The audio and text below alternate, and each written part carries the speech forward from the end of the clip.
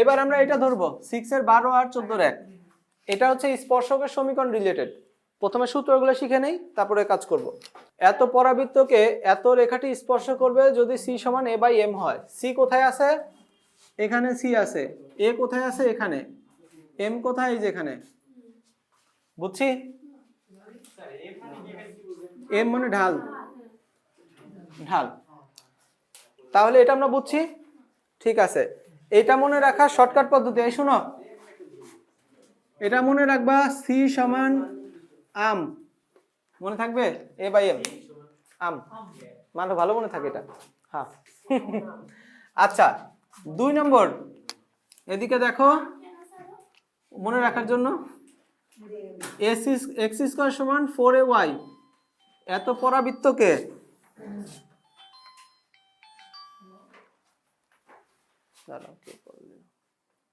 এই সূত্রটা লেখো।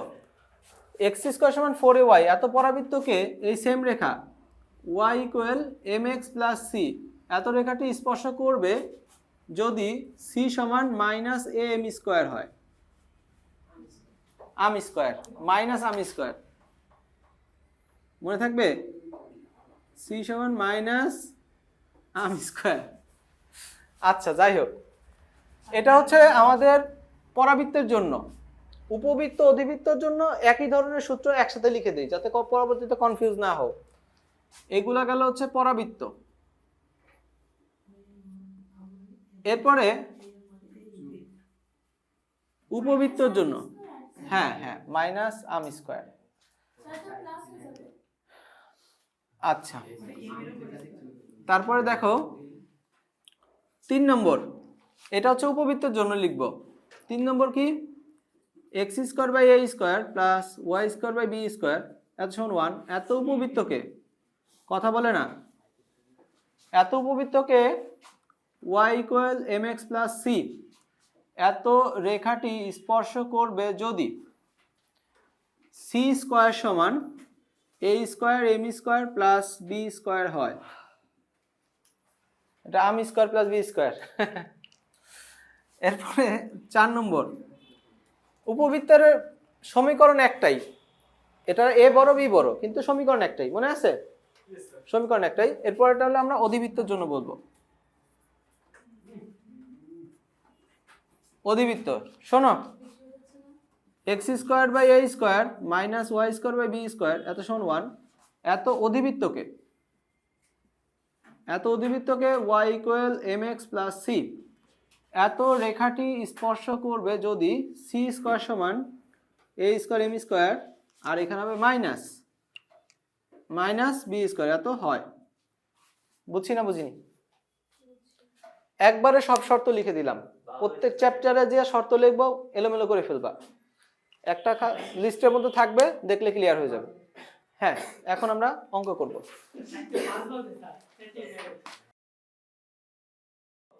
এটার কিছু ব্যাপার খেয়াল করো যাতে ভুলে না যাও। এটার এখানে মাইনাস আছে, এটার এই জায়গায় মাইনাস আছে, এটার এখানে আছে প্লাস, এটার এখানে আছে প্লাস, ভুলে যেতে না যাও। হ্যাঁ, মাইনাস থাকলে মাইনাস, এটার সমীকরণ উল্টা হতে পারে, তাতেও আমাদের কিছু যায় আসে না, ওই ব্যাপার একই। সমীকরণ এটা টাইপ যেটাই হোক, সূত্র একই, মনে থাকবে? আচ্ছা ঠিক আছে, এবার আমরা চলে যাব অঙ্কে এই রিলেটেড। সবার আগে যাব হচ্ছে 6 এ 12 এই নম্বরটায়, পরাবৃত্তের এই সূত্রগুলো লাগবে। ঠিক আছে, বই বের করো। 12 নম্বর, 12 অঙ্কগুলো আগে টাইপ বলে দেই, কি কি টাইপের অঙ্ক এখানে আছে। 12 1 2 3, হ্যাঁ এগুলো সেম। 1 2 থেকে একটা করব, ধরো 1 করলাম, 3 করব, আর 4 করব, আর 12 5 6 নিয়ে একটু পরে কথা বলছি। তাহলে প্রথমে 12 1 কোশ্চেনটা সবাই একটু পড়ো। y স্কয়ার সমান 12x এত পরাবৃত্তের স্পর্শকের সমীকরণ নির্ণয় করো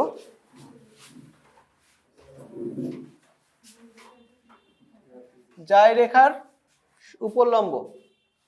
আচ্ছা ঠিক আছে, তাহলে কি করতে বলছে আমরা আগে চিত্রের মাধ্যমে বুঝি।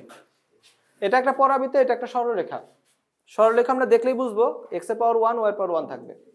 পরাবৃত্ত দেখলেই বুঝবো শুধু x অথবা y এর উপর স্কয়ার থাকবে, বুঝছো? আরেক টাইপের আছে x এর উপর y এর উপর দুটোই স্কয়ার থাকে, সেক্ষেত্রে আবার এই x y পদ থাকে পরাবৃত্তের। আমি বলছি কি পরাবৃত্ত হয় x এর উপর স্কয়ার নাহলে y এর উপর স্কয়ার থাকবে। যদি x y দুটোর উপর স্কয়ার থাকে তাহলে এই পদ থাকবে অবশ্যই, তখনও পরাবৃত্তই হবে। আমরা এই টাইপটা নিয়ে কথা এখনো বলি নাই, ওই যে বললে x y যুক্ত সমীকরণ। আর শুধু x এর উপর y এর উপর স্কয়ার থাকবে কিন্তু x y পদ থাকবে না, নাহলে সেটা হবে বৃত্ত, নাহলে উপবৃত্ত, নাহলে অধিবৃত্ত। আচ্ছা যাও, এই তো যতক্ষণ করানো যায়, ওদের যতক্ষণ ধৈর্য থাকে। হ্যাঁ যদি একটার উপর থাকে স্কয়ার তাহলে এটা হচ্ছে পরাবৃত্ত, আর একটার উপর স্কয়ার আছে স্যার আপনি আপনার হাই বাতা। হ্যাঁ আমার কথা শোনো, x স্কয়ার শুধু x স্কয়ার অথবা শুধু y স্কয়ার থাকলে পরাবৃত্ত, এটা শিওর। শুধু এগুলো থাকলে পরাবৃত্ত, তাই না? x স্কয়ার y স্কয়ার দুটেই আছে, সাথে x y ও পদ আছে, তাহলেও পরাবৃত্ত। মানে পরাবৃত্ত হইতে হলে শুধু x স্কয়ার অথবা শুধু y স্কয়ার থাকতে হবে, আর x y y স্কয়ার থাকলে সাথে x y থাকতে হবে। আচ্ছা এই গ্রুপটা নিয়ে আমি আলোচনা আরো পরে করব, তোমাদের লেভেলে এগুলো আছে, এগুলো যুক্ত থাকলে উপবৃত্ত অধিবৃত্ত হয়, সেগুলো আমরা পরে আলোচনা করব। আচ্ছা ঠিক আছে, আমি কি বলছি এগুলো যুক্ত থাকলেও পরাবৃত্ত উপবৃত্ত অধিবৃত্ত হয়, সেগুলো আলোচনা হলো অনার্স ফার্স্ট ইয়ারে, তোমাদের বই অনুযায়ী বলতেছি। আমি যদি এই কথাটা শুধু এভাবে বলি যে এক্স স্কয়ার এবং ওয়াই স্কয়ার সাথে এক্স ওয়াই থাকলে পরাবৃত্ত হবে, এটা শিওর, কথাটা ভুল। কিছু শর্ত সাপেক্ষে পরাবৃত্ত হয়, কিছু শর্ত সাপেক্ষে উপবৃত্ত অধিবৃত্ত হয়, অনার্স ফার্স্ট ইয়ারের কথা বলতেছি। তোমাদের বই অনুযায়ী এটা আছে, এক্স ওয়াই থাকলে এটা পরাবৃত্ত আছে, বুঝছো?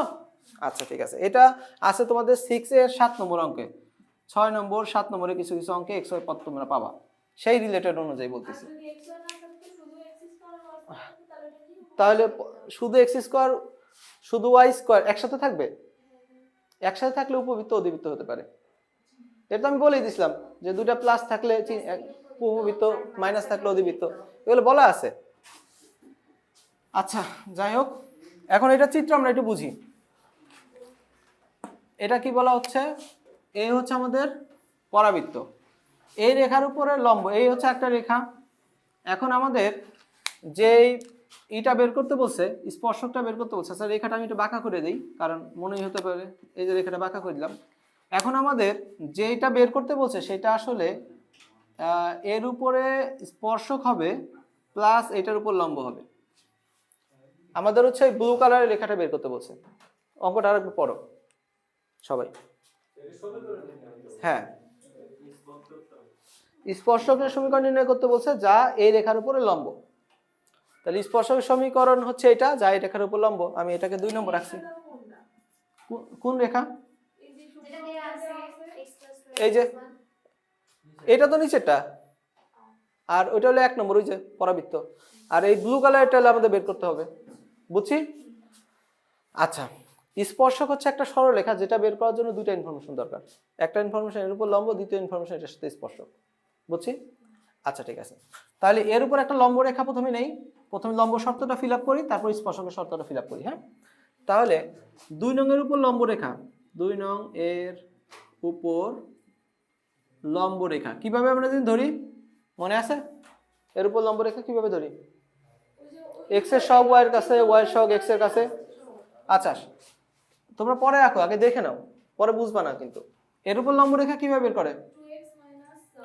এই যে 2x minus Y plus K equal 0, 3, বুঝছি? সবাই বুঝছি তো? এখন এই রেখাটা হচ্ছে এর উপরে যে লম্ব আছে, যত লম্ব আছে সবগুলোর একটা কমন নাউন চলে আসছে। এখন আমরা বলবো যে আমাদের যে রেখাটা এর উপর সাথে স্পর্শ করে সেটা দরকার, রাইট? এখন সেই অনুযায়ী কে এর মান বের করব, বুঝছি? বুঝছি? কত নাম্বারে জানি এই টাইপের অঙ্ক ছিল 6b তেও ছিল মনে হয়। আচ্ছা আগে এটা করে নিই। এখন আমরা এই 3 নম্বর রেখাকে 1 নং এর স্পর্শক বানাবো। এখান থেকে আমরা এই রেখাকে আগে এই সরল রেখার আকৃতি বানাই নিই, যাতে আমরা m আর c আলাদা করতে পারি। তাহলে 2x প্লাস k এত সমান হচ্ছে y, তাহলে y সমান হচ্ছে 2x প্লাস k। ওকে, তাহলে এখানে এটাকে আমরা বলবো ইহাকে y equal mx plus c এর সাথে তুলনা করে পাই কি পাই m কত আর k কত c। আচ্ছা বুঝলাম। তাহলে এখন আমরা এই শর্তটা অ্যাপ্লাই করব। হ্যাঁ, তাহলে আমরা বলবো কি 4 নং রেখা 1 নং 4 নং রেখা 1 নং উপবৃত্তকে স্পর্শ করবে যদি c সমান a বাই m হয়, তাই না? আর এইখান থেকে আর ভালো কথা, আমরা m পাইছি c পাইছি আর a তো আলাদা করিনি, তাহলে এটা সাথে এখান থেকে আমরা a আলাদা করিনি। আমরা তুলনার কথাটা না বলে 4a সমান কত দেয়া আছে 12, তাহলে a সমান কত 3, এটা বের করে নিলাম। বুঝছি? আমরা কিন্তু এই কথাটা এইভাবে বলতে পারতাম যে এটাকে y স্কয়ার সমান 4x এর সাথে তুলনা করে বলতে পারি নাও পারি, এই যে কথাটা বলতে পারি নাও পারি, অপশনাল। বুঝছো? তাহলে এখন বলবো 4 নং রেখা 1 নংকে স্পর্শ করবে।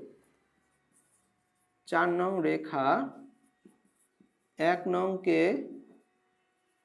স্পর্শ করবে যদি c সমান a বাই m হয়।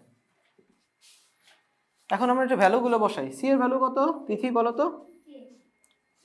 তিথি ঘুমায় গেল রে। এর মান কত 3, m এর মান কত 2, তাহলে k এর মান বের হয়ে গেছে, কোথায় বসাবো 3 এ। এটাই তো সমীকরণ হওয়ার জন্য ওয়েট করতেছে, রাইট? 3 নং এ বসাই দাও।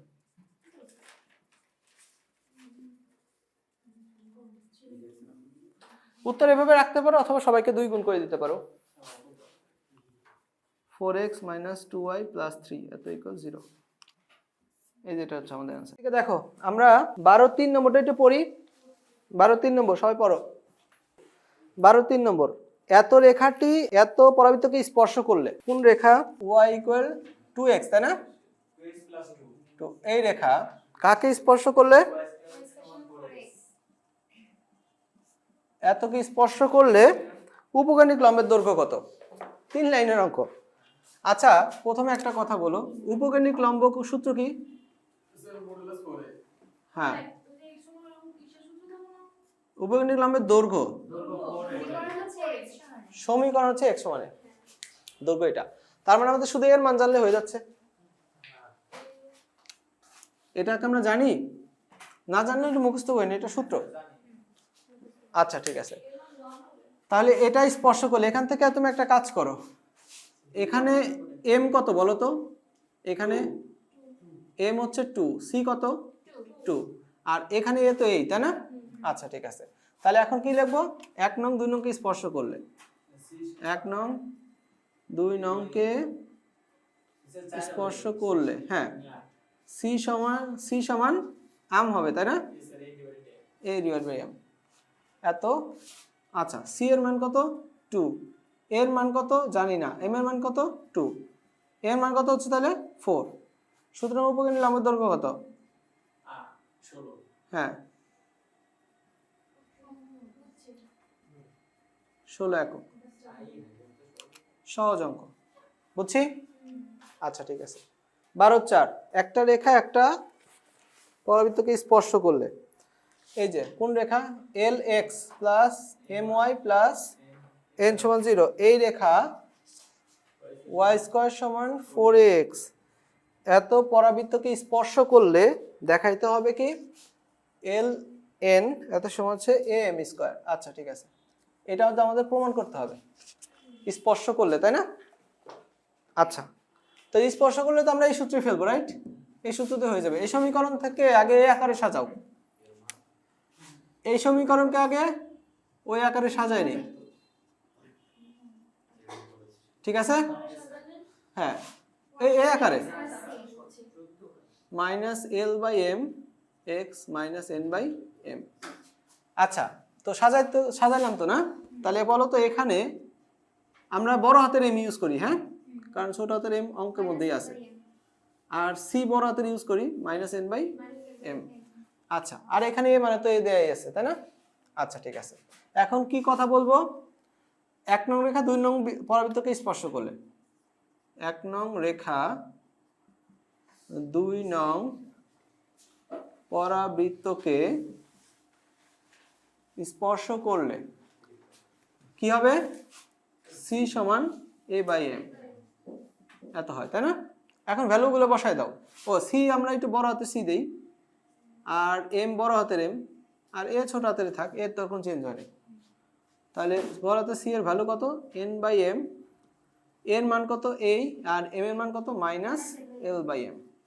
আচ্ছা সবার আগে আমরা একটু মাইনাস মাইনাস কাটে দিই, তারপরে এন বাই এম এত সমান এ এম বাই এল। তাহলে এখন আর গুণ করে দাও, এন এল এত সমান হচ্ছে এ এম স্কোয়ার। এটা তো আনসার হয়েছে তাই না? বুঝছি, ঠিক আছে তোলো। হ্যাঁ ওই 12, 5 আর 6 নম্বরটা এটা দেখো, 12, 5, 6 হচ্ছে ডাইরেক্ট ওই 7, 8, 9, 10 করছো না এদের মতো। এই যে 12, 5 উপকেন্দ্র দেওয়া আছে, শীর্ষে স্পর্শক দেওয়া আছে, নিয়ামক বের করে পি এর সমান ই ইন্টু পি এম। তারপর এই যে এটারও তাই, এটার উপকেন্দ্র দেওয়া আছে আর শীর্ষে স্পর্শক দেওয়া আছে, তাহলে নিয়ামক বের করে পি এর সমান P E into P M করতে হবে। বাকি থাকলো 14 এর 1।